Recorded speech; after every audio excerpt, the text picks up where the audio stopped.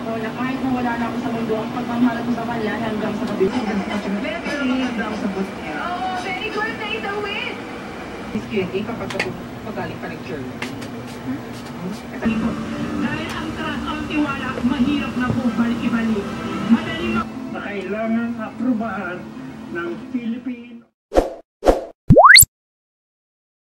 What's up? It's JB and ngayon nakatigil nga tayo dahil meron na tayong anti-distraction law, mahirap na. Kaya gumilid muna tayo bago tayo mag-talk. Ngayon naisipan ka mag-vlog kasi alam niyo naman sa mga previous vlog ko, tuwing manonood kami ng movie, I decided na laging gawan to ng vlog para malaman yung review and feedbacks about the movie. Kasi syempre I support Philippine movie. Yes! Pupunta tayo doon in 3, 2, 1 in cool transition. Cool transition, nandito tayo ngayon sa mall na. Sa Payless tayo ngayon. Ayun nga, dito kami ngayon sa mall. Bale, tumitingin na silang sapatos. And in a while, manonood na kami ng latest movie ni John Lloyd tsaka ni Sarah Geronimo, Finally Found Someone. Yan, kasama ko ngayon sila Mama Mary. Sila Midge. Happy mag-hi ka sa vlog. Yan, sila mga kasama ko ngayon. Mga college classmates ko sila.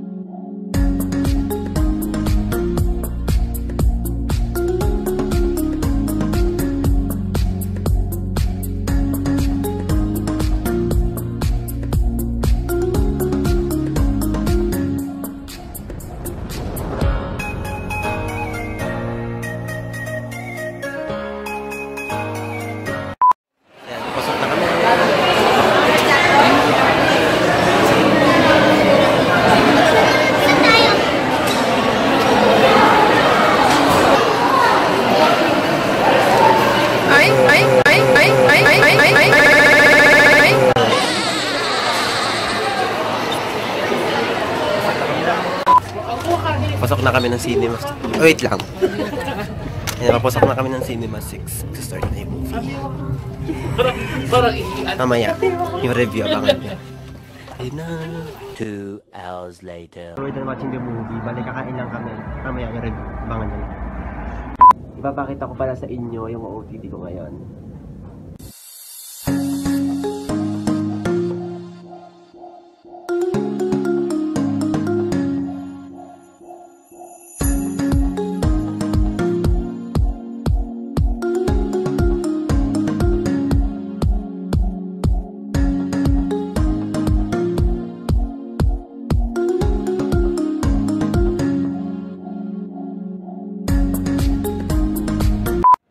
Ayan, after watching the movie, kumain kami. Kasapin namin kumain.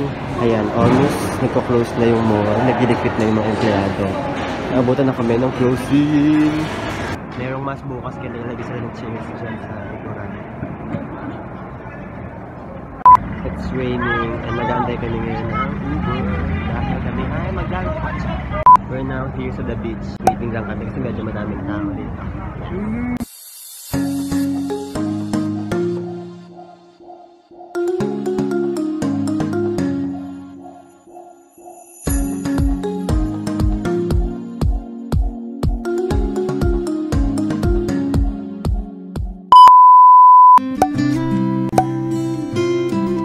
Okay, start. For the movie Finally Found Someone, for the 4th movie of John Lloyd and Sarah, still nandun pa rin yung chemistry, yung kilig, and hindi nawawala yung comedy.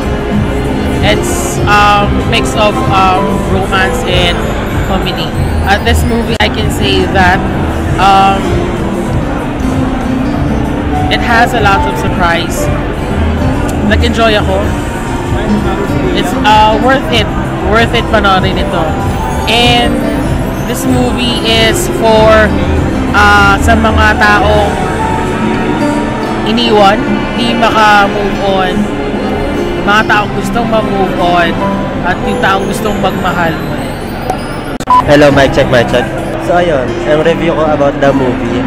parang for me, it's okay lang. Parang out of the movie ng Sarah Geronimo and John Lloyd, kasi ito yung pinaka least favorite ko. Kasi parang in this movie, parang everything was predictable. Parang lahat ina-expect mo na. Pero, syempre, ano pa rin lagi naman yung kilig ni sa dalawa, kay John Lloyd tsaka kay Sarah Geronimo. Maybe siguro kasi alam na natin na hindi na-signal si Sarah na in relationship nga siya with Mateo Guidocelli, kaya parang medyo nabawasan yung kilig. Pero, still the movie is okay naman siya. So, ayun. I can't help myself, I fall in love with you. I hope you enjoyed this video. Give it a thumbs up if you did. Leave a comment, subscribe to my channel. So that's all for today. Till the next one. Let me love you.